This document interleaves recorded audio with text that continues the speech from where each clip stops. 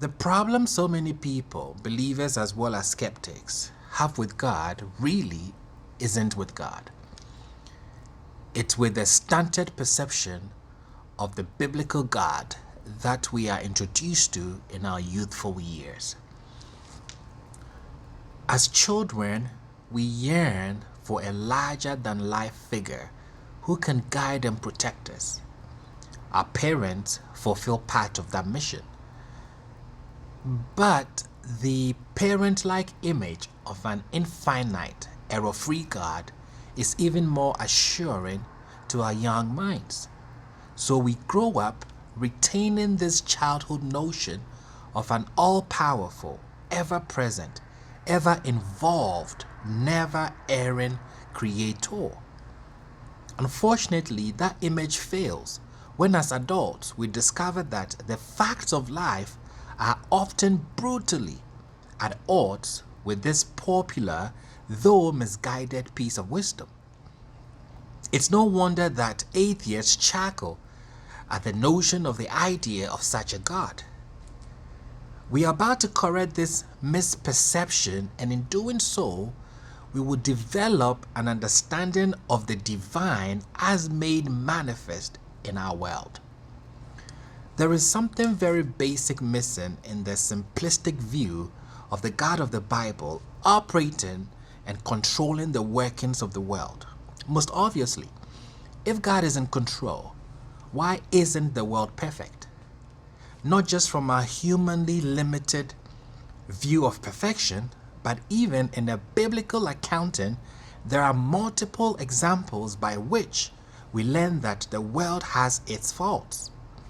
Most deliberately, God brought the biblical flood at the time of Noah to overhaul a misdirected world.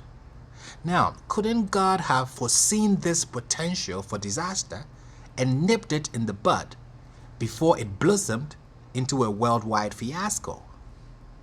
Are we dealing with an absentee God, a God that only once in a while pays attention to the world it created, or he created, or she created, to see if things are going according to some divine schedule? A superficial reading of the Bible might give that impression, but a detailed study of God, as described in the Bible, not what your pastor described, not your mother described or your father described, but a detailed study of God, as described in the Bible, however, presents a very different picture. For example, as the Israelites are about to enter Canaan, God promised to fight for their victory, but then he tells individuals who have a new home or are recently engaged to marry to return home, lest they die in battle. Wait, God promises to fight alongside the Israelites to help gain victory for the army, but there is no guarantee of survival given to any particular individual. In another incident, God promises to send hornets ahead of the Israelite army to drive out the enemy snipers, but not to drive the enemy out too quickly, lest the beast of the field multiply. Wait a second.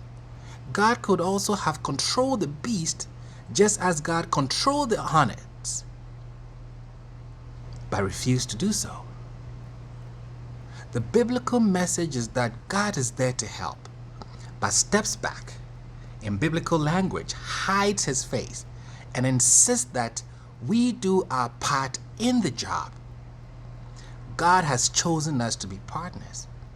By abandoning preconceived notions of the author of creation and replacing them with the Bible's description of nature's display of God, we will learn about the God of the Bible. By combining the information the Bible brings about nature of God with the discoveries of modern science, can we make sense of why the world runs the way it does? I believe we can. The claim in the book of Psalms that the heavens declare the glory of God and the firmament proclaims his works is not a mere metaphor. Join me in this journey